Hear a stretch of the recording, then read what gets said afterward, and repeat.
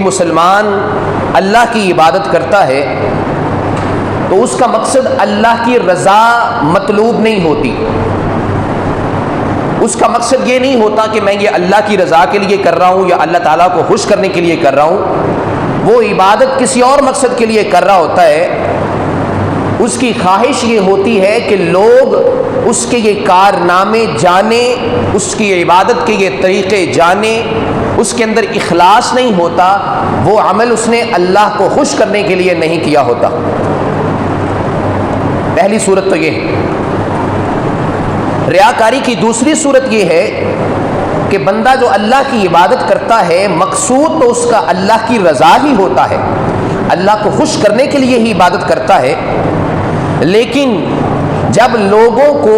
اطلاع ملتی ہے کہ فلاں بندہ عبادت کر رہا ہے اور اسے پتہ چلتا ہے کہ لوگ مجھے دیکھ رہے ہیں تو وہ پہلے سے زیادہ چاقو چوبند ہو جاتا ہے، ایکٹیو ہو کے عبادت کرنا شروع کر دیتا ہے کہ لوگ مجھے دیکھ رہے ہیں. یہ ریاکاری کی دوسری صورت ہے. اس کا تذکرہ جو ہے وہ حدیث میں بھی ہے. رسول اللہ صلی اللہ علیہ وآلہ وسلم نے فرمایا کہ باطن شرک سے بچو. آپ سے پوچھا گیا کہ باطن شرک کیا ہے؟ آپ نے فرمایا کہ تم میں سے کوئی ایک نماز کے لیے کھڑا ہو اور نماز پڑھ رہا ہو اور وہ نماز کے اندر مزید خوبصورتی لے آئے، خشوع و خضوع کے ساتھ اس کو پڑھنا شروع کر دے جب اسے یہ علم ہو کہ لوگ بھی اسے دیکھ رہے ہیں. یہ دوسری صورت ہے ریاکاری کی. ریاکاری کی تیسری صورت کیا ہے کہ ایک بندہ عبادت میں تو اللہ تعالیٰ کی رضا کے لیے ہی داخل ہوا ہو، یعنی اس کا مقصد یہی ہے کہ میں یہ عبادت اللہ کی رضا کے لیے ہی کر رہا ہوں، اور پوری عبادت کرنے تک اس کا یہی مقصد تھا کہ میں یہ اللہ کی رضا کے لیے ہی کر رہا ہوں. پھر اس کی وہ عبادت اور نیک عمل کرنے کے بعد جب لوگوں کو اس کا علم ہو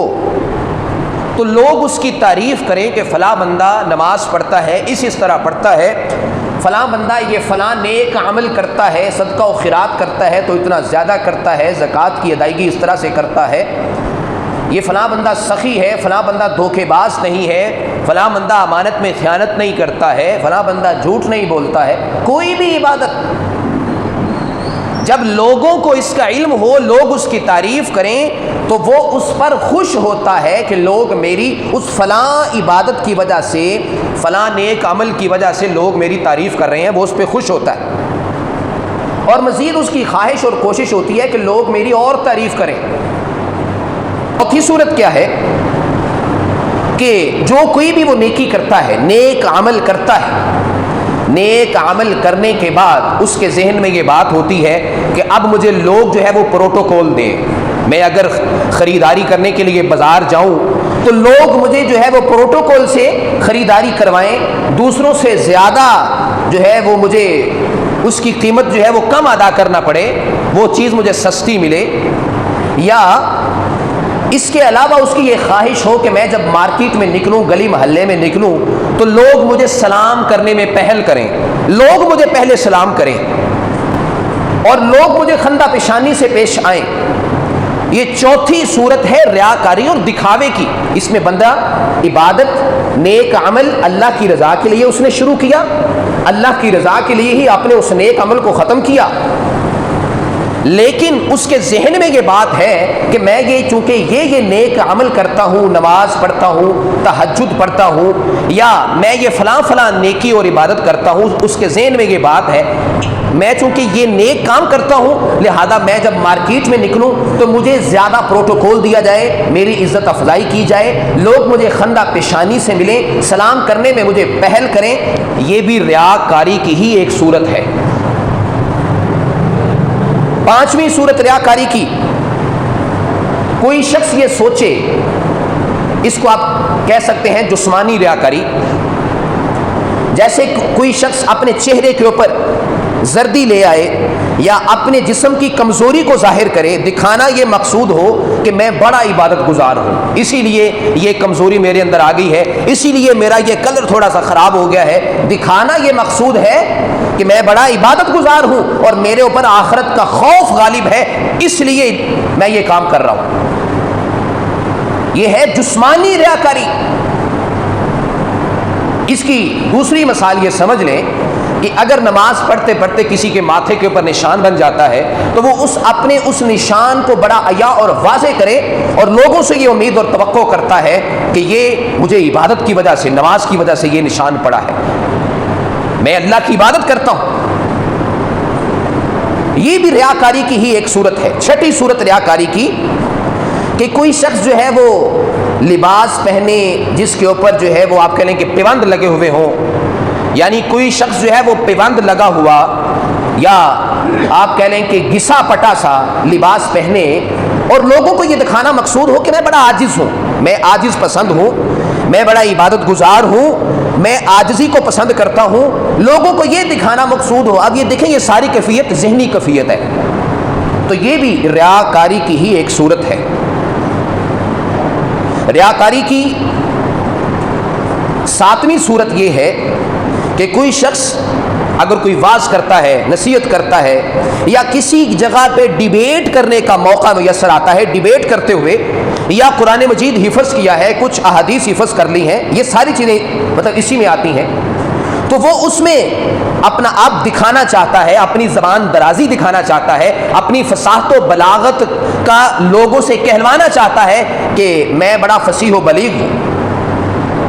میں بڑا حافظے والا ہوں، میرا حافظہ بڑا تیز ہے، مجھے احادیث بڑی یاد رہتی ہیں، مجھے قرآن کی صورتیں بڑی یاد رہتی ہیں۔ ڈیبیٹ کرتے ہوئے احادیث اور قرآن کے حوالے بھی پیش کرے، ذہن میں یہ بات ہو کہ لوگ مجھے یہ کہیں کہ ماشاءاللہ بڑے حافظے والا ہے۔ یہ قولی ریاکاری ہے، یہ بھی ریاکاری کی ہی ایک صورت ہے۔ یہ 7 صورتیں جو میں نے آپ کے سامنے رکھی، ان 7 صورتوں کو اگر آپ سامنے رکھیں تو ہم بڑی مشکل سے بچ پائیں گے کہ ہمارے نیک اعمال کا کیا بنے گا۔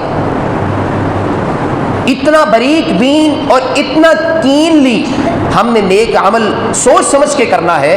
اتنا سوچ سمجھ کے ہم نے نیک عمل کرنا ہے کہ اس میں صرف اور صرف اللہ کی رضا مطلوب ہو، نہ لوگوں سے یہ جو ہے وہ کہلوانا مقصود ہو کہ میں نمازی ہوں، میں بڑا سخی ہوں، میں بڑا تہجد گزار ہوں، نہ ہی اس کے جسم پہ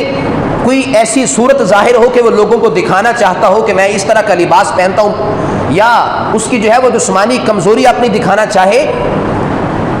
یا لوگوں سے اس نماز کے بعد، اس صدقے کے بعد، اس نیک عمل کے بعد تعریف کروانا مقصود ہو کہ لوگ میری تعریف کریں، لوگ مجھے جب بازار میں ملیں تو کہیں ماشاءاللہ یہ علامہ صاحب ہیں، یہ قاری صاحب ہیں، ان کو سلام کریں، لوگ مجھے سلام آگے جھک کے کریں، میں کسی کو پہلے سلام جو ہے وہ سلام میں پہل نہ کروں۔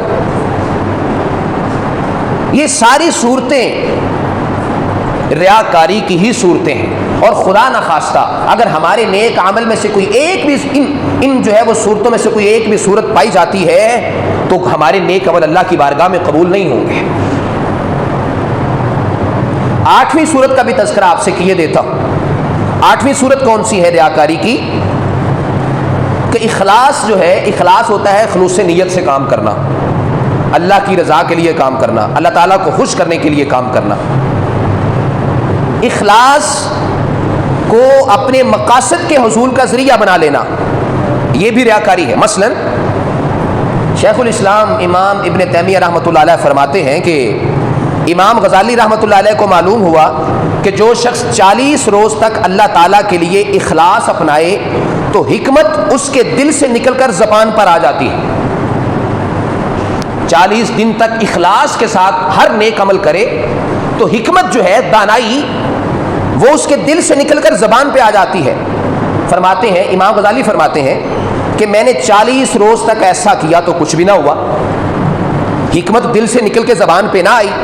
میں نے کسی اللہ والے سے پوچھا کہ میں نے اس طرح سنا ہے اور اس طرح ہوا نہیں ہے، تو اس نے فرمایا کہ تو نے حکمت کے لیے اخلاص اپنایا تھا، اللہ کے لیے اخلاص نہیں اپنایا تھا۔ تو نے یہ نیک عمل، تو نے حکمت حاصل کرنے کے لیے، دانائی حاصل کرنے کے لیے اخلاص لے کے آیا تھا اپنی عبادت میں، اپنے نیک عمل میں، اس مقصد کے لیے نہیں لے کے آیا تھا کہ اللہ کی رضا مطلوب ہو۔ جب اللہ کے لیے وہ کام کرے گا